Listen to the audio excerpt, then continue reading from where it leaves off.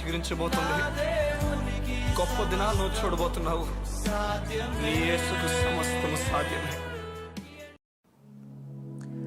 Good morning దేవుని ప్రియ కుమారుడు, good morning దేవుని ప్రియ కుమార్తె. Special good morning to you. ఈ ఉదయమున దేవుడు నీతో మాట్లాడుతూ నేను బలపరచడానికి ఇష్టపడుతున్నాడు. దేవుడు మీతో మాట్లాడుతూ మిమ్మల్ని ఆదరించడానికి ఇష్టపడుతున్నాడు. ఒక విషయాన్ని బైబిల్ గ్రంథం నుంచి మీకు జ్ఞాపకం చేస్తాం. ఈరోజు దేవుని బలమును మీ పైన దేవుడు విడుదల చేయాలని నేను కోరుతున్నాను. దైవజనుడిగా మీ పైన ఆయన కోరిక మీరు ఫలించాలని, బలపరచబడి ఉండాలని, అన్ని విషయాలు కూడా మెరుగైన స్థితిలో ప్రియుడా నీ ఆత్మ వర్ధిల్లుచున్న ప్రకారము, గుర్తుపెట్టుకోండి, ప్రియుడా నీ ఆత్మ వర్ధిల్లుచున్న ప్రకారం నువ్వు అన్ని విషయంలో కూడా వర్ధిల్లుతావని చెప్పి లేఖనాలు చెప్తున్నాయి. యువతి ఒక విషయాన్ని మీకు జ్ఞాపకం చేయడానికి ఇష్టపడుతున్నాను. దేవుని లేఖనాల్లో యేసయ్య తన పరిచర్యను ప్రారంభించినప్పుడు ఆయనతో పాటు ఎవరు కూడా సహకారులు లేరు. ఆయన ఒక్కడే పరిచర్యను ప్రారంభించాడట. ఒక్కడే అందరికి కూడా పరలోక రాజ్యము చాలా సమీపంగా ఉందని చెబుతూ ఇక మారు మనసు పొందని విషయాన్ని ఒక్కడగా వెళ్ళి చెప్పడం ప్రారంభించాడు.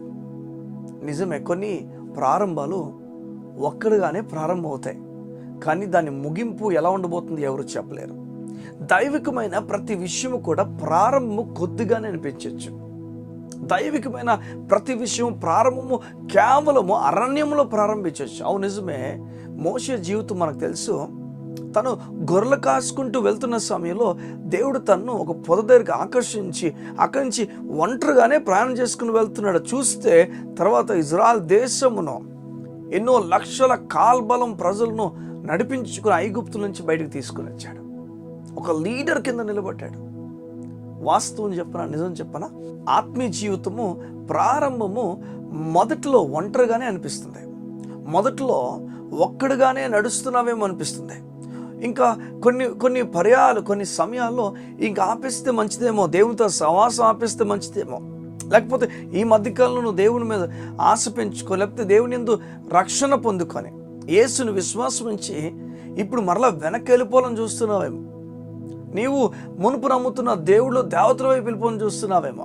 నీ మనసంతా కూడా నింపబడిన విషయాలు బట్టి, నీవు చూసిన దృశ్యాలు బట్టి, లేకపోతే నువ్వు చూసిన మనుషులు బాగోకపోవడం వల్ల, మునుపు బాగుండి ఇప్పుడు బాగోకపోవడం వల్ల నువ్వు తీసుకోబోతున్న నిర్ణయం అంతా కూడా మారిపోతుందేమో. నువ్వు వెనక్కి వెళ్ళిపోయి మరలా మునుపు బ్రతకాలని కోరుతున్నావేమో. నీకు మాట నేను చెప్పడానికి ఇష్టపడుతున్నాను.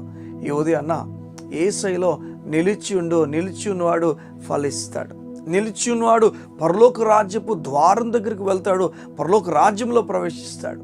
నిలిచి ఉన్నవారిపైన దేవుని కృప ఉన్నది, నిలిచి ఉండలేని వారిపైన దేవుని ఉగ్రత ఉన్నదని లేఖనాలు చెప్తున్నాయి. మరలా దేవుడు నేను ప్రోత్సహించి చెప్తున్నాడు, దేవుని లేఖనాలు బట్టి నిలిచి ఉండు, దేవుని మీద విశ్వాసం బట్టి నిలిచి ఉండు, దేవుడు నేను ముందుకు నడిపిస్తాడు. జాగ్రత్తగా ఉండండి సగమా. మోషే ప్రారంభించినప్పుడు ఒంటరిగానే ప్రారంభించాడు, కానీ తొదుకు ఏం జరిగింది చూడండి. ప్రారంభం అరణ్యమైనా, అది ఎడారైనా, ప్రారంభము ఏ చోటైనా తొదుకది బలము. విశ్వాస ప్రారంభం గొప్పది, ఆత్మీయ ప్రారంభము గొప్పది. ఈ ఉదయం దేవుడు అదే మాట్లాడుతున్నాడు. నా కుటుంబంలో ఎవరు నమ్ముకోలేదండి, నేనే నమ్ముకున్నాను, నేను ఒక్కడనే నమ్ముకున్నాను, దానివల్ల ఏం ఉపయోగం? నేను ముందుకు అడుగులు వేస్తే ఆత్మీయ జీవితంలో బలహీన అయిపోతున్నాను అనుకుంటున్నావేమో. లేదు, దేవుడు చెప్తున్నాడు అడుగులు వేయు. దేవుడు మోషే వలని దీవించబోతున్నాడు. దేవుడు నిన్ను యేసయ్య పరిచర్యను జ్ఞాపకం చేసి చెప్తున్నాడు. యేసయ్య పరిచర్య కూడా ఒక్కడే ప్రారంభించాడు. తుదకు చూస్తే 12 మంది శిష్యులు. ఆ తర్వాత ఇంతవరకు మనం మాట్లాడుకున్నంత వరకు ఆయన పరిచర్య కొనసాగింది. దేవుడినితో మాట్లాడుతున్నాడు. దిగులు పడద్దు, అధైర్యపడిపోతూ. ఒంటరిగానే కొన్ని ప్రారంభించాలనుకుంటున్నావేమో. బిజినెస్ ఒంటరిగా ప్రారంభించాలనుకుంటున్నావేమో, లేకపోతే ఏదైనా కార్యం ఒంటరిగా చేయాలనుకుంటున్నావేమో. వెళ్ళు, చెయ్యు. ప్రభువులో దేవుని వాక్య ప్రకారమే ప్రతిదీ కూడా ముందుకు ధైర్యంగా వెళ్ళి చేయు. ఆయన మీద ఆధారపడి చెయ్యు. ఆయన బలమైన కార్యం నీ కొరకు చేయబోతున్నాడు. ఈ ఉదయమున నేను నమ్ముతున్నాను, పిరికితనం పోతుందని ధైర్యంగా అడుగులు వేసేవారు ఈ ఉదయం నా దేవుని చేత ప్రేరేపించబడి ముందుకు వెళ్తారని. మోషే భయపడ్డాడు మొదట, మోషే అన్నాడు, నేను సరిగా మాట్లాడలేను, నన్ను ఎన్నుకున్నావు కానీ ఒక పనికిరాని వాడిని ఎన్నుకున్నావు. చూడండి, ఏసాకు మాట అంటాడు, నోరిచ్చింది ఎవరు, ఎవరు కాళ్ళు చేతులు ఇచ్చింది ఎవరు? నిజమే, ఆయన ఏదైనా చేయగలడని చెప్పి మోషేకు ధైర్యాన్ని చెప్తున్నాడు. ఆ ఒంటరి వాడు బయలుదేరాడు. తనకు తెలీదు సైన్యముతో వెనక్కి వస్తాడని, సైన్యం వల్ల వెనక్కి వస్తాడని. ఆత్మీయ జీవితము ప్రారంభంలో తెలియదేమీ కూడా. యోసేపు జీవితం మనకు తెలుసు. యోసేపు జీవితంలో ఆత్మీయ జీవితం ప్రారంభంతో కూడా సడలిపోయాడు, సతమతం అయిపోయాడు, ఒడదిడుకుల మధ్యలో ప్రయాణం చేశాడు. తొదక ఆత్మీయ జీవితం ఎంత బలపరచబడ్డాడు, ఎంత ఉన్నతమైన స్థానానికి ఎత్తబడ్డాడు. ఈ ఉదయం దేవునితో మాట్లాడుతున్నాడు. ఆత్మీయ జీవితంలో వెనకడుగులు కాదు కానీ ముందుకు అడుగులు వేయం. బలమైన కార్యాలు నువ్వు చూచుదువు కాక. కళ్ళు మూసుకుంటావా? యువతిని గురించి ప్రార్థన చేస్తాను. మా ప్రియ పరలోకపు తండ్రి, నీకు వందనాలు.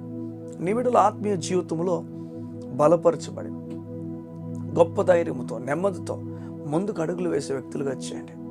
వారు ఎన్నడూ కూడా ఆగిపోకుండా దేవుని కార్యాలు బలంగా వివరించే వ్యక్తులుగా వారి నుంచి ఆత్మీయ జీవితంలో ముందుకు అడుగులు వేసే వ్యక్తి ఈరోజు ఒంటరిగా అడుగు వేయచ్చేమో, తుదకది బలమైన అడుగని, ప్రపంచాలు దేశాలు చూసి అడుగని నీ బిడ్డలకి తెలియజేసే అవకాశం నాకు ఇచ్చావు. వారు ఆ విధంగా నమ్మి ముందుకెళ్తుండగా బలమైన కార్యాలు వారు పొందుకుందరుగాక, బలమైన నెమ్మది వారు పొందుకుందరుగాక. యేసు నామమున ప్రార్థించుచున్నాము తండ్రి, ఆమేన్, ఆమేన్. ఆత్మీయ జీవితము అన్నిటికన్నా గొప్పది. బైబిల్లో మాట ఉంటుంది, ఒకవేళ ఈ లోకం ఎక్సర్సైజ్ చేస్తే అది కేవలం లోకం వరకే పరిమితమట. కానీ ఆత్మీయ ఎక్సర్సైజ్ ఉందట, అది దేవుని వాక్యం చదువుకొని ప్రార్థనలో గడపడం, దేవునితో గడపడం. అట్టిది ఈ యుగమందు మాత్రమే కాదు కానీ రాబోయే యుగానికి కూడా అది పనిచేసే ఒక విషయం. అట్టి కృపానికి ఇచ్చి దేవుడు నడిపించునుగాక. God bless you. See you tomorrow.